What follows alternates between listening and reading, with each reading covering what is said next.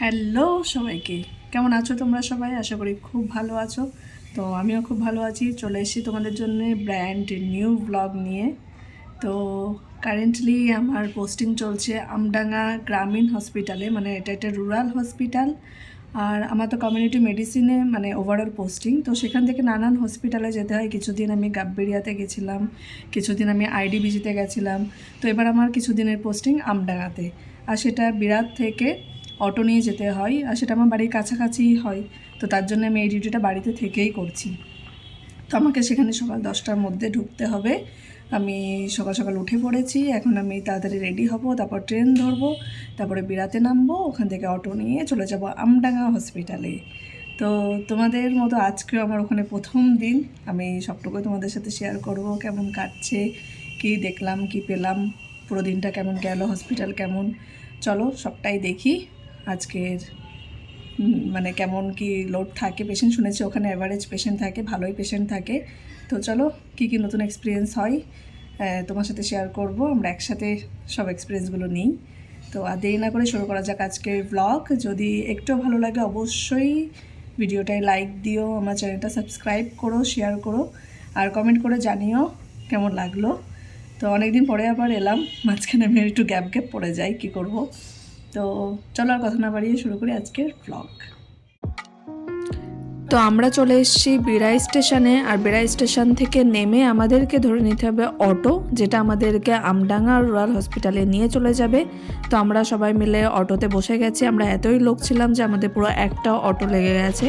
তো চলো তাড়াতাড়ি যাওয়া যাক আমডাঙ্গা গ্রামীণ হাসপাতালে।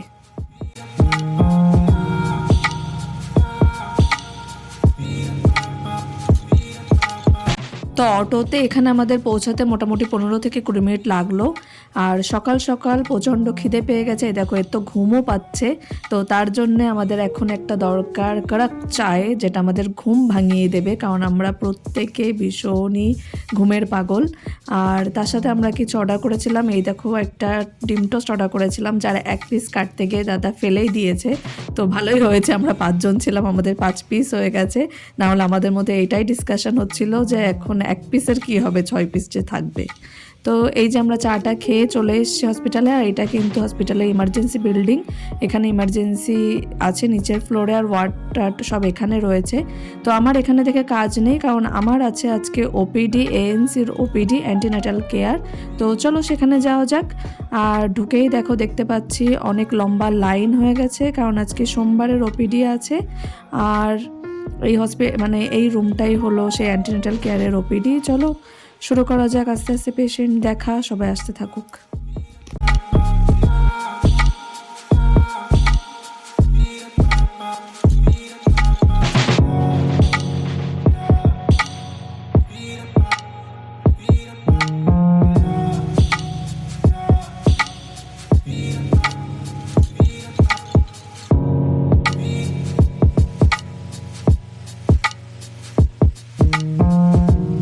Six hours later. তো ফাইনালি আমাদের ডিউটি শেষ। এখানে কিন্তু ওপিডি, তো ওপিডির টাইম বেলা 2টো অবধি থাকে। তো আমরা ডিউটি শেষ করে আমি চলে গেলাম বনগা লোকালে, আর আমার কোইন্টার্ন চলে গেল শিয়ালদা লোকালে। তো চলো আস্তে আস্তে বাড়ির পথে যাওয়া যাক।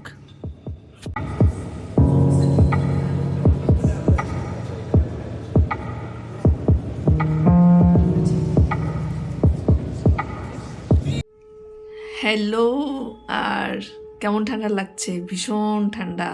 আমি তো চলে এসেছি কলকাতায়, আর এখানে ঠান্ডাটা তাও একটু কম, কিন্তু বনগাঁতে তো ভীষণ ঠান্ডা। তোমাদেরও নিশ্চয়ই অনেক ঠান্ডা লাগছে। তো তোমরা দেখলেই আমার ডিউটি ছিল আমডাঙ্গা হসপিটালে, যেটা বিরাট থেকে যেতে হয়। তো ওখানেও ভীষণ ঠান্ডা লেগেছে, ভীষণ ঠান্ডা লেগেছে। ওটা একটা রুরাল এরিয়া, তো গ্রামের মধ্যে অনেক ঠান্ডা পড়ে। ফাইনালি ওই ডিউটিটা আমার শেষ হয়েছে। আর একদম প্রথম দিন আমি ওই ক্লিপগুলো নিয়েছিলাম, যেটা আমি তোমাদের সাথে আজকে শেয়ার করছি।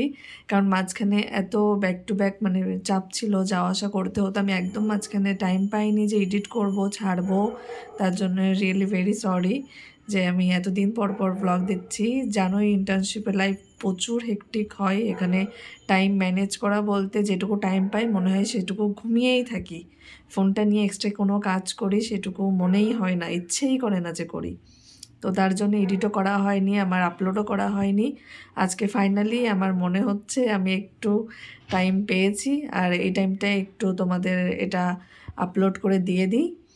তো ওটা আমার শেষ হয়ে গেছে, আমডাং হসপিটাল আমার শেষ। এখন আমার আজকে থেকে এসএনসিইউতে ডিউটি, মানে আমি ব্যাক আরজি করে, এবার থেকে আমার আরজি করে কন্টিনিউ ডিউটি হবে, কারণ আমার কমিউনিটি মেডিসিনের পোস্টিং শেষ, 3 মাসে লম্বা পোস্টিং শেষ হয়ে গেল। তো আমি চলে এসেছি কলকাতায় আমার ফ্ল্যাটে। আর আজকে আমার নাইট ডিউটি আছে, রাত 9টা থেকে সকাল 9টা হয় নাইট ডিউটি, 12 ঘন্টার। তো আমি একটা লম্বা ঘুম দিয়ে ফাইনালি উঠলাম। আর এসএনসিইউ মানে স্পেশাল নিওনেট কেয়ার ইউনিট, ওখানে ডিউটি দিতে হবে। জানি না এক্সপিরিয়েন্স কী হবে। তো ওখানে একটা ঘন্টা হিসেবে ডিউটি থাকে, আর ঘন্টাগুলো ওখানে আরও হেকটিক হয়। তো আমার সাথে সাথে তোমাদেরও এক্সপিরিয়েন্স হবে ওদের সাথে, কেমনভাবে কোপ আপ করবো আমি। তো তাই চলো আবার ব্যাক করা যাক আমার আরজি করে আমার নিজের হসপিটালে। এবার অনেক এদিক ওদিক ঘুরলাম। তো আজকে রাতটা কেমন কাটবে তোমাদের সাথে শেয়ার করব, চলো দেখি কেমন কাটে। ওরা তো বুঝতেই পারছো কত নিওনেটস হবে আর কত কান্নাকাটি, হয়তো অবশ্যই কান্নাকাটি করবে, ওদের তো রাত হলে কান্নাকাটি করে। তো এখন আমি তাড়াতাড়ি ফ্রেশ হয়ে নেব, তারপর আবার আমাকে রাতের জন্য বেরোতে হবে।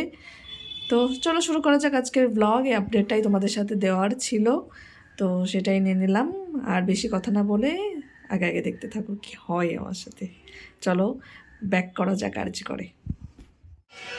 তো আমি চলে এসেছি ডিউটিতে, আর দেখো আমার আশেপাশে কত কট, আর এই কটগুলোতে কিন্তু প্রত্যেকটাতেই বেবি আছে, অনেকগুলো বেবি। আর যারা অলরেডি অনেক চিৎকার চেঁচামেচি কান্নাকাটি শুরু করে দিয়েছে, কারণ রাত হয়েছে। তো সবাইকে ঘুরে ঘুরে দেখাবো তোমাদেরকে, চলো দেখি। দেখো এদিকে কিন্তু রয়েছে প্রিটার্ম বেবিস, এরা প্রিটার্মে হয়েছে, এদের ওজন খুবই কম আর দেখতে খুবই ছোট, একদম কিউটি কিউটি। আর এই যে সব একসাথে কান্না শুরু করে দিয়েছে, আমি জানি না কি হবে আজকে রাতে আমার। সবাই মিলে কাঁদছে, সবাই কাঁদছে, এক একটা কটে দেখো 4-5টা করে বেবি, আর এরা সবাই কাঁদছে। তো তোমরা হয়তো ভাবছো যে এদেরকে এরকম নীল আলোর নিচে কেন রাখা হয়েছে। আসলে এদের ফিজিওলজিক্যাল জন্ডিস, যেটা জন্মের 24 ঘন্টার মধ্যে হয়, তো সেই জন্ডিসের জন্য এদেরকে ফটোথেরাপি দেওয়া হচ্ছে। আর ফটোথেরাপি এরকম নীল আলোর নিচে রেখে দেওয়া হয়। তো এদের সবাইকে সেগুলোর নিচেই রাখা হয়েছে, সেগুলোই চলছে। আর ওরা তো ওদের মতো কান্নাকাটি করতে থাকবে, কিন্তু আমাদেরকে আমাদের কাজ করতে হবে। তো আমরা দুজন বসে পড়লাম, এদের যাদের ডিসচার্জ হবে কালকে সকালে, তো সব ডিসচার্জ পেপারগুলো রেডি করতে হবে, তো আমাদেরকে লিখে রাখতে হবে। সেগুলো লেখা শুরু করলাম, আর প্রচুর ডিসচার্জ পেপার এসছে, দেখতে পাচ্ছ। এগুলো সব আমাদেরকে রাতের মধ্যে কমপ্লিট করে রাখতে হবে। তো আর বেশি কথা না বাড়িয়ে শুরু করে দিই ডিসচার্জ লেখা। One eternity later. তো রাত ঘনিয়ে ভোরের দিকে হতে চললো, তোমরা আমাকে দেখেই বুঝতে পারছো আমার চোখ টোক একদম ছোট ছোট হয়ে গেছে, ভীষণ ঘুম পাচ্ছে। কিন্তু এদের কান্না থামার না, এরা সারা রাত কেঁদেছে, এরা এখনও কাঁদতে থাকবে, এরা এভাবেই কাঁদে।